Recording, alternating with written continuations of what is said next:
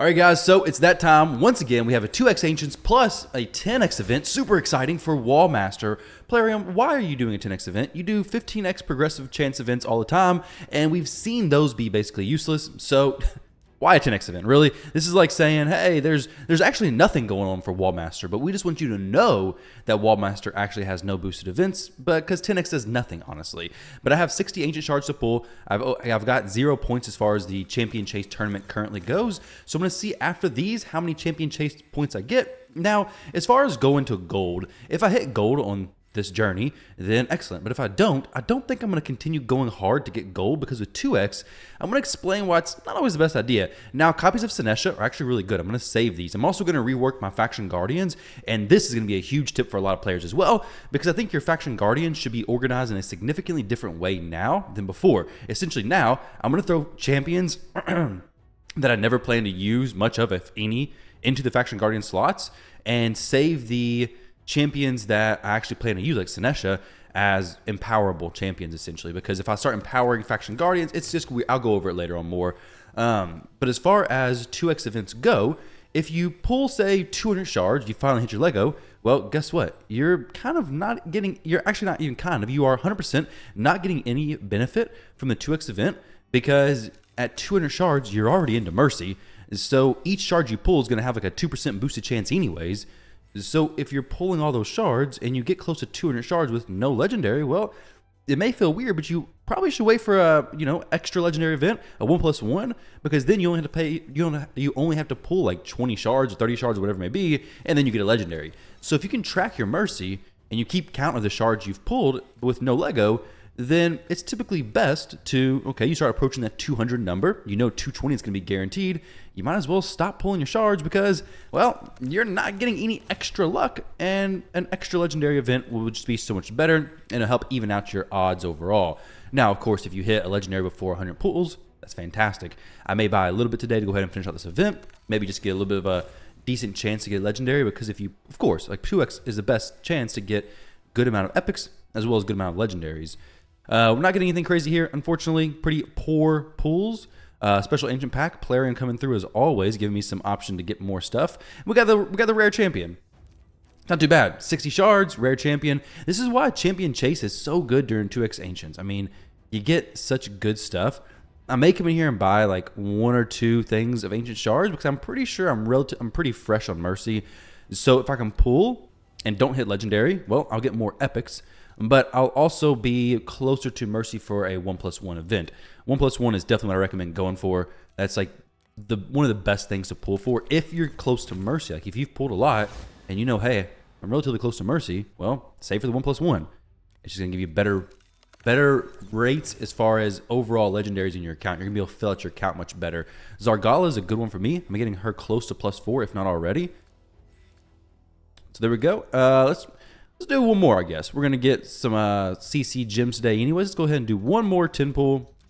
I want to get gold like everybody else, right? I've seen a lot of Wallmasters being pulled today. So let me know if you pulled a Wallmaster as well. I'm very interested in that. I've seen a lot of them pulled so far. Hexweaver. And then last 10 pull. Nothing here. We're done. That's all there is to it. Save it for a 1+1 event. Pick up 2 legendaries when that time comes. But I would still love to see some gold, though. Right here, right here, right here. No, right there. Oh, dang. All rares. That is horrible. So now I know I'm basically 80 shards with no legendary at least. I'm pretty sure I'm more than that, though. But definitely gone a little while without any legendary. Now, I mentioned the solid suggestions, and I'm considering pulling a primal. I've never got a mythical champion before, so I guess we'll just wait. We're going to wait. I'm not going to pull the trigger yet. But I do want to talk about the Faction Guardians. So I'm going to go through here and reorganize all this stuff into champions who I do not want to empower. For example, Horden is a basically useless champion for me. This dude, I don't even know his name, so he's basically useless for me. This guy, I'm not going to be using him. I don't have any extra spots for Bannerlord, so I can't get too creative with that. High Elves, let's see. Battle Sage, probably not going to use much of her. Not going to use him. I forget his name. Tyrell. I don't really use him a whole lot anymore. Vargas don't really use him. Royal Guard, maybe a champion who I empower. I don't use any copies of him anymore, but maybe a champion I empower eventually. With that said, let's go ahead and throw in Commander Lethlin, whatever his name is, or we could throw in Neldor. I don't plan on empowering Neldor because I really don't use him that much, and this will be fine. So this is a good Faction Guardian slot here as an example. it's got no champions in here that I plan on using in a lot of areas. So I'm not going to be taken from my faction guardians to empower my other champions. A good example is an Ogren tribe.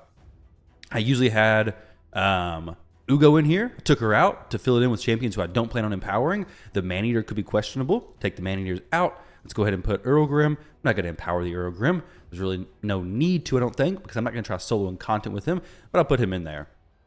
And then for Lizardmen, this is a very important one because Venomage is a champion who I do want to empower to try out for some solo dual content, stuff like that.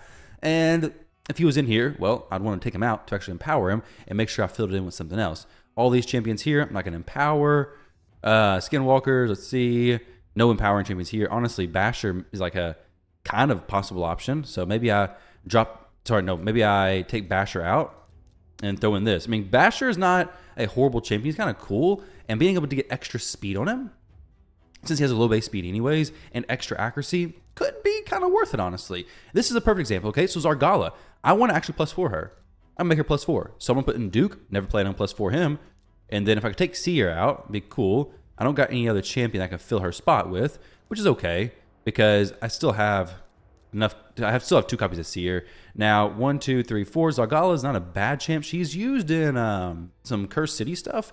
So do I actually want to +4 her, or would I rather use dupes of her? That's something to consider. Guys, be very slow with this empowering stuff in general, because it's much easier to it's much easier to save a champion than it is to pull a champion, right? Even for epics. It's a big mistake I see a lot of players make with the legendary champions. They come in here, they empower them super quick. Honestly, it happens way more than I like to see. Don't do that. Be very slow to empower. You don't have to have empowered champions most of the time. This, for example, nobody in here. Allure is the only person I'd possibly empower. Don't got enough copies of extra to do that, though. Don't need anything there. None of those I'm going to work on. Undead Horde. Husk, maybe. Maybe my Seeker, sorry. Since I use him in Clan Boss, maybe +1 him. But you're also looking at the potential boost in speeds. I'm never going to empower this guy. The boost in speeds could change things. Husk, not a bad one. I don't use him. Not a bad champion to empower. It does give him more survivability. You can gear him differently for Hydra if you used him there. I know I mentioned in yesterday's video that's not going to increase his damage. What I meant by that was that if you are boosting to +4, the damage increase you're going to get, you should already be hitting max HP cap, so you're not going to be getting more damage from that. You can't add more damage to the overall max HP stuff, but you will make it more survivable, or more tanky. He'll be able to survive the hits better, so on and so forth. You could maybe get him to Relentless a little bit easier. So he could do more damage overall, but it's not a champion I would run out and rush to get empowered. Now, everything here, I don't plan on empowering, I don't think. Madame Zeris would be like one questionable, I guess. I do got enough 1, 2, 3, maybe just take her out and then throw in Dirndil, or maybe just do Luria. Do her. Don't plan on empowering her. Maybe Madame Zeris. I don't know really why not. She's one of the better ones. This is a decent one to test. Okay, so Skullcrown, we'll go with Whisper. Not a bad one to empower. Skullcrown's a good one too. So it really just depends on what I would plan on using the most. But no reason to empower him. I can't even do more than +1. So not a rush to do that. You got to remember this stuff though, because if you want to empower a certain champion, you got to make sure you don't feed that champion by accident. So Geo, I could take these out and then fill it in with Rearguard Sergeant. Never going to empower. Could go in and empower my Geo if I wanted to do that. Probably won't. Don't really need it, but I could, just to especially clear up some champion space for a little while and then quickly refill it back. The only champion here I care about is Obero. She's the only one I care about. So once I get her empowered, that'd be sick. And then Ornn. I'm going to drop him if I can. Can't quite yet. So he's actually worth considering getting empowered. Very good champion. A very solid potential. So we'll see what goes on there. But everything here so far I like. I got a few factions. Actually, Nia's not bad either. She's probably worth saving a dupe of though, honestly. She's one of those champs who could be used in multiple different Hydra teams. So as far as the general breakdown of that's my opinions on it. Go through and organize it in a way that, okay, you know the champions you're going to empower aren't in your faction guardians ideally, so you're not going to be breaking stuff, and you can start working your faction guardians just to hold that spot. Now, of course, if you have a +4 champion, throw it in here alongside these champions. It's going to be fine. I have only empowered one champion so far. That's my Obero. I'm going to be using her in Hydra soon, so she's only +1, unfortunately. But she is working up the damage slowly but surely. Slowly but surely. I am going to push this up a little bit higher and do some content on her very soon. But if I get her to +4, that'd be a big boost in damage. boosting crit rate, so I can actually lower her crit rate and to a 90%. She get an extra 10% right. It's be crazy stuff. Be very crazy stuff, but I guess gotta get her there. Honestly, I could have plus forward basically all these epics, but all the years of feeding these champs, I just can't do it no more. Can't do it no more. But guys, this is not the focus. Oh, plus 5% crit rate. It's 10% for legendaries, so 5% for epics. Cool. Either way, 15% crit damage, so not as much as for legendaries, but still very nice. So either way, guys, let me know what you pulled. Let me know if you got anything crazy done. I'll be doing plenty of, what is this? Oh, they have a clan recruiting in here? The heck is this? Open all players? I don't know about that. But either way, best of luck in your shard pulls, guys. Hope they go well for you. Let me know if you pull Wall Master. I'm going to be jealous. Not going to lie. I'm going to be jealous. I am going to go for this fusion, of course. I do got a Fire Knight team I'm going to work on. Do you guys want to see some duo Fire Knight stuff? Not hard mode. It can't be hard mode. But I can duo stage 25 Fire Knight. I haven't done a video on this in a long time. But I can, in fact, duo stage 25 Fire Knight. If it's something you guys want to see, let me know. I can make it happen. But if not, I don't have to do it. But if you're interested in farming food during the Fire Knight tournament, it can be done. I'm farming hard mode Fire Knight.